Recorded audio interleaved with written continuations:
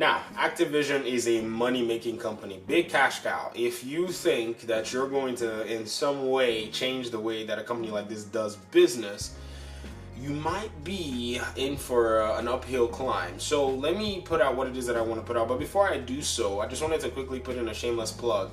Here at the channel, or on the channel, we're doing a lot of gameplay videos. So if you're here to watch any of the gameplay from Spider-Man, Assassin's Creed Odyssey, Black Ops Zombies, or PES, you can just go ahead and click one of the playlists that actually pertain to those, and you can like those playlists, follow them, or save them, and as we add videos, you're going to have access to them and all that good stuff. Now, that being said, let's jump into Diablo's Immortal that they've decided to put on on mobile, and it's developed exclusively for Android and for iOS. Now, do I have a problem with a developer actually putting a game on their mobile platform? No, I don't. If they want to make money, then they need to go ahead and do what they need to do to make money. The only thing is, a lot of people already know how these mobile games actually go. They're going to be probably free to play, free to download, and then they're going to be heavily monetized. Another thing is, Activision is a very huge company when it comes to knowing how to make money. I mean, they pump out Call of Duty and then they even scale it down, and they are still able to make a whole lot of money from even a game without a campaign. So them wanting to move into the mobile is them following the statistics and the data. So people saying that they're not listening should be clear and say they're not listening to their fans.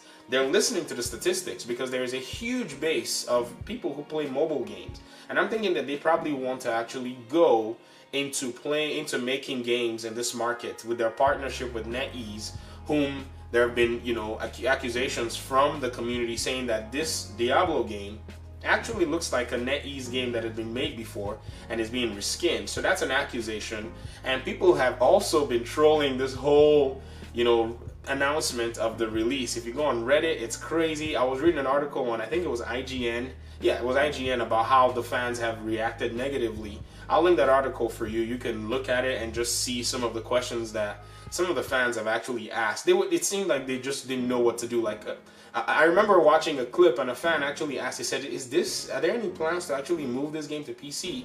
And the guy said, and I don't know who he is the Blizzard guy. And he said, no, there are no plans to move it on to PC. It's exclusively for Android and iOS. And there were boos from the crowd, like, boo, like straight up. When your fans boo you, you have two options. One of them is to play it cool, and the other one is to ask more questions, because you're receiving live feedback, and I feel like they missed an opportunity. Well, maybe they had to follow the company's script, but honestly, I think they should actually engage their audience on a deeper level. But the money is calling them out there. The mobile game world is saying, come to us, and so they've developed this game, or they're developing this game, and I don't think they're going to stop development. I think they're going to roll it out. Now, what are the things that they can do to retain their relationship with their audience? Can they just blow them off and say, you know what, forget you guys, we've already made money from Diablo 1, 2, 3 from you guys, we're going to move on with whatever we want to move on with? They can do that and hope that gamers will forget when they eventually want to roll out another game. That's a bad move though, because these days gamers aren't forgetting. Plus, the gaming scene is getting much more competitive. This past month alone, Assassin's Creed Odyssey and Red Dead Redemption 2 dropped a whole lot of quality content in a video game. Any company that sees itself as too big is eventually going to fall and fail, because they're not hungry anymore, and eventually they're going to push to the sidelines. So they better be careful with that, because Ubisoft seems really hungry. Rockstar is always hungry, always ready to win, always wanting to take your spot when you screw over your fans. And so, what can Activision Blizzard do? They need to sit down with their community and stop trying to defend themselves. And all they need to say is, this is the direction that we want to go, and then sit in a board meeting and say, hey, we might need to pump out a few $1 million to make a game for our hardcore fans. That's just the way it is, because I read about Diablo 3. I haven't played the game, but I read Jason Schreier's book. Is his name Jason Schreier? The guy at Kotaku. He wrote a book called Blood, Sweat, and Pixels.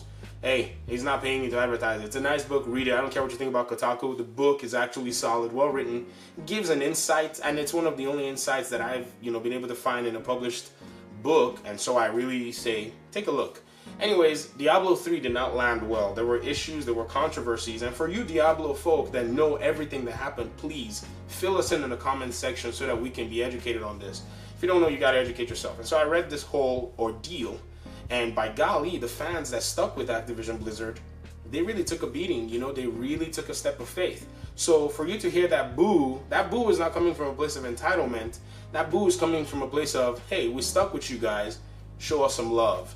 But with the way business works these days, it's very hard to actually request that from these companies. These companies are very for-profit motivated. Some of them also understand how to make their fans, you know, happy as well and be able to earn from it. But I think when they've gotten away with so much of what they've done, I feel like they eventually start. Like, you know, Activision has gotten away with so much. They get away with get away with Call of Duty every year. They get away with everything that they do every year. Even though people say, "Oh, we're mad," you still get away with it. And so once gamers understand that, you know, these companies are not going to change or have any incentive for changing, and just stop buying their games and start buying games that are actually adding value to your gaming, then they're going to eventually buckle up. They're going to buckle down and they're going to do a good job. I will do a comparison with Red Dead Redemption 2 and say, you have a game that we all know Rockstar is going to monetize this game. They're going to monetize it heavily on the online side. But they've already fulfilled the basic, what we call the basic core of gaming, which is a single player experience that is fun. Some people say it's boring. I have a response to that. It's another video. But a single player experience that is worth its cost, the full price of the game. The online side, if they decide to monetize, that is their own business. They can do what they, in my opinion, at this point, they've already satisfied the basic requirements. So is this a time where I will say microtransactions are okay? I'm not gonna say that, but I'm leaning in a situation like this. I'm pointing here because the game is actually sitting here on my desk. And so with Blizzard, they can push their fans away, or they can actually listen to their fans and not just pay attention to the statistics. But this is a regular problem with many big companies. They're so big, and Activision makes a whole lot of money. I mean, billions of dollars every year from their, you know, their IPs and from all the things that they're doing. You know, Overwatch is bringing them raking in cash. Call of Duty rakes in cash every year. So I don't know if they have an incentive to actually, you know, show any appreciation for their loyal fan base. Now, also there was an accusation. I was watching Boogie's video, and you know, Boogie did state that some people have actually accused the fans of being entitled gamers, and also accused them of being misogynistic in their approach, or misogynists. That's, you know, they don't want, you know, female players to actually enjoy the Diablo franchise because a lot of female players actually on the mobile side of things. That's a whole bunch of horse manure. That's nonsense. That's just what it is. I mean, let's just be real. People are expressing what they want from a video game. No one ever brought in anything about the opposite sex or misogyny into this. This is the problem we have. Consumers can no longer voice their concerns to, and I don't know where the claim came from, but I heard it from somebody who heard it, so whatever. But if that claim is existent, it needs to disappear. Genuinely needs to disappear, because that might be insulting even for genuine Diablo fans who are females, who are ladies, who are expressing their displeasure at a mobile version of the game. So let's be fair and let's be very, very objective here as much as we possibly can.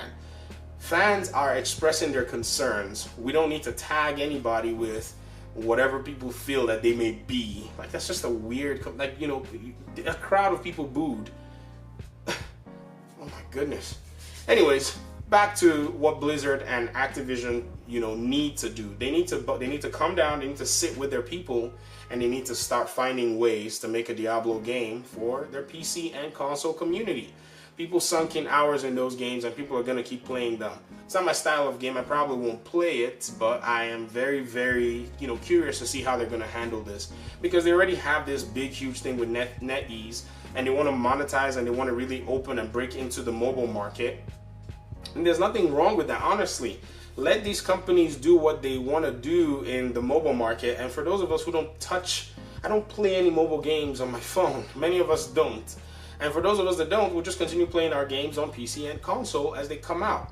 But for them to pull their own hardcore base, people who paid money to come into their event, and then tell them, oh, we're making something that it most likely will not appeal to you, and expect them to rejoice, is just them being delusional. There's a disconnect. I think there is a disconnect. They need to come back and find that sweet spot and restore that relationship that they have with their community and start to work from ground up. They can go ahead and do their mobile thing. I'm not saying they shouldn't do that, but you still have a fan base that's willing to make you millions of dollars if you were to release a Diablo IP for them.